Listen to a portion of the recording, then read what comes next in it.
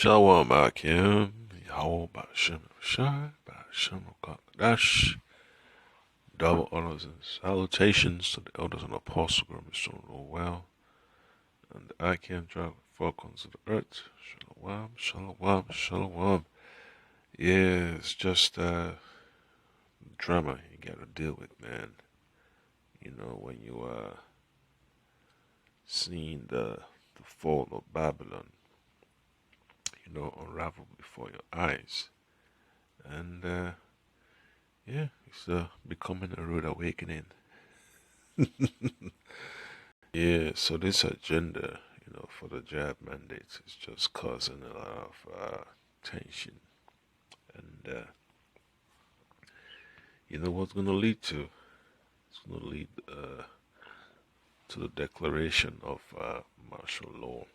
Okay, and that's where Esau will have to put the troops on the street to enforce curfews and restriction of movements, all that stuff, man. So it's gonna be a bitter pill to swallow for a lot of people. And as the man of the Lord, you already are expecting these things to happen, and you're preparing spiritually. You're preparing accordingly with the word of the Lord. To have a safe, how you say it, man, a safe journey. Okay, that's why I would love to read this quick precept from the book of Isaiah. All right, from the book of Isaiah, chapter 33, verse 6. And wisdom and knowledge shall be the stability of thy times, the strength of salvation, the fear of the Lord Yahweh, Bashem Shai, Bashem Kakadash, is his treasure. Alright? So when these centurions are no longer on the streets like they need to be, to monitor the agenda, to monitor the business, to monitor the traffic of this society, then that's a red flag. And you know what's gonna happen. The criminals are gonna go bonkers on this, on this tip, and they'll have to call in the state police and call in the National Guard to enforce strict measures. So it's gonna cause a lot of people to be upset and angry because they're gonna feel abandoned by the government. All right. So I'll play this clip, and then you understand, man, how the bitterness of this gospel has to be exposed to the people. All right. Well, it's not just the airlines having problems. The vaccine mandate-induced labor shortage also affecting nurses, teachers, and now the police. In Seattle, city officials are preparing to fire 40% of its entire workforce for refusing to get the shot by next Monday's deadline.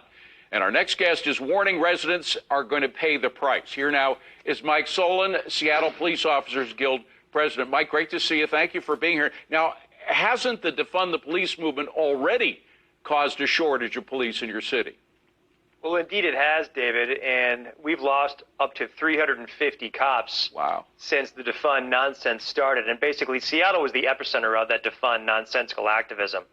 But if we lose more cops, say we lose 150 or even more than that, I can't state how bad this will be to our 911 response.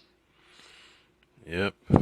So the emergency response is gonna be impacted heavily.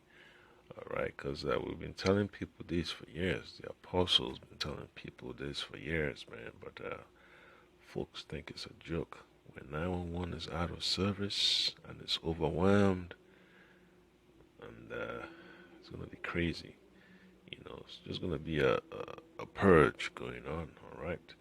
So always remember, man, this is just a prelude for martial law. So he's talking about the collapse of society. All right, so Isaiah chapter 19, verse 14, it says, "The Lord Yahweh Bashim Shai Bashim Kadash had mingled a perverse spirit in the midst thereof, and they have cursed, and they have caused Egypt to err in every work thereof, as a drunken man staggereth in his vomit." And that's what's going on, man. When folks don't want to go along with these tyrannical mandates, it causes a snowball effect of services not being provided. All right. And verse 15 says, "Neither shall there be any work for Egypt which the head or tail, branch or rush may do." Why? Because of the collapse. The economic system is going to crumble due to the lack of law and order, right? The elites are pushing for the breakdown of society, and the cops don't want to give in, you know. They want to continue to keep their jobs. People still want to be able to make money and have a roof over their head and pay for their bills. And all that clash of interests is going to cause a lot of violence in the streets, you know. So don't be surprised, man, when you see a lot of attacks against these politicians, attacks against these police officers, lots of criticisms against the media for putting out a false narrative. So it's just gonna be a crazy, snowball effect. And then verse 16 says, "In that day shall Egypt be like unto women," or "In that day shall Egypt be like unto women, and it shall be afraid and fear because of the shaking of the hand of the Lord of hosts, which he shaketh over it." So the America that you know of is on its way out, man. You know, and the Lord is going to bring a lot of disturbances, man, a lot of rats, a lot of unease, a lot of restlessness upon the earth. So folks are worried about the police officers, the nurses, the doctors, the teachers, and airline workers. You'd be surprised, when the so-called correction officers don't want to work because of the mandate. The public works guys, the folks that pick up the trash on the highways and all that. They pick up the trash. The neighborhood don't want to get a job no more. You can imagine what that decision is going to cause the people to feel. All right.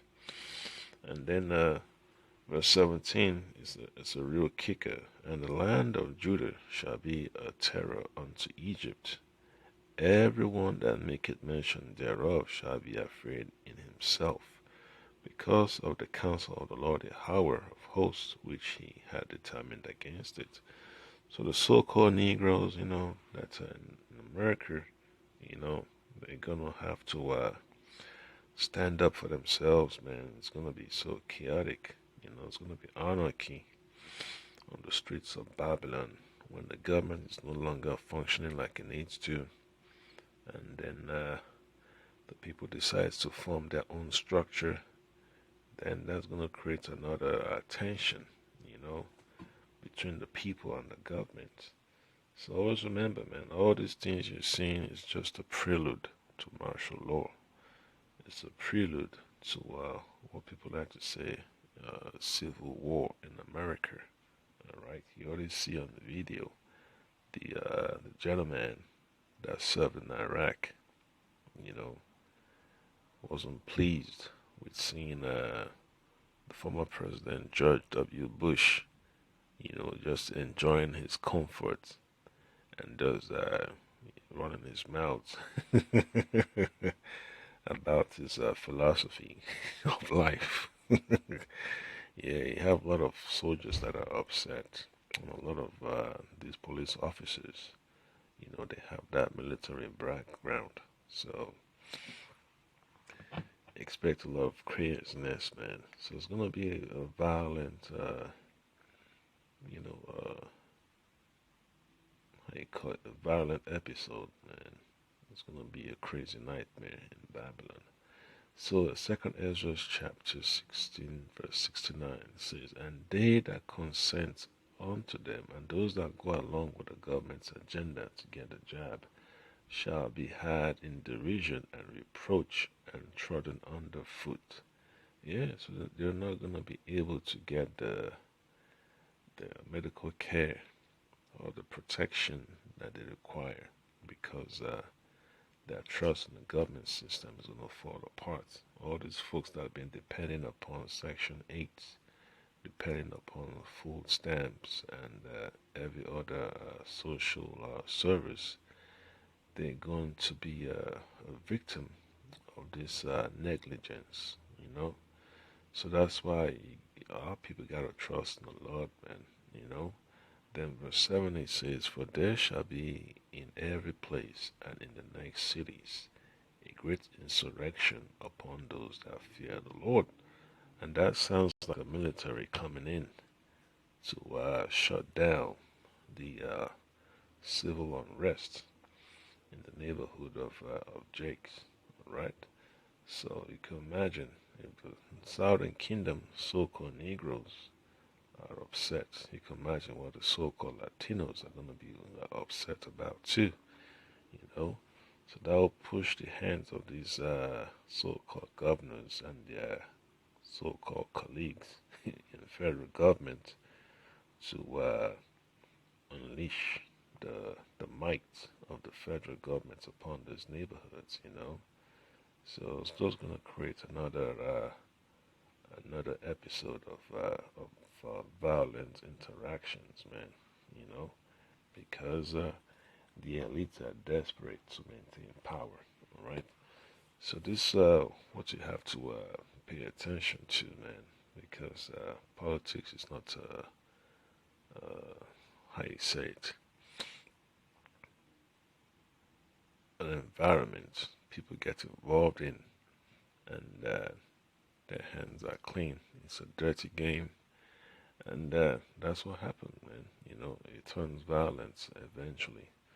So you just gotta pray to the Lord, Hamashak Yahushai, Bashim Kadash. Don't let us, continue to trust in the system. You know, like this, the Lord already told us, use the world, but don't abuse it. Abusing the world would basically mean for you to be completely dependent upon it, and to neglect the gospel of Hamashiach Yahushai. So that was upon the Hakim Baratazar, all this madness, takes place as quick as possible, and the Lord protects us and get us out of here. Shalom.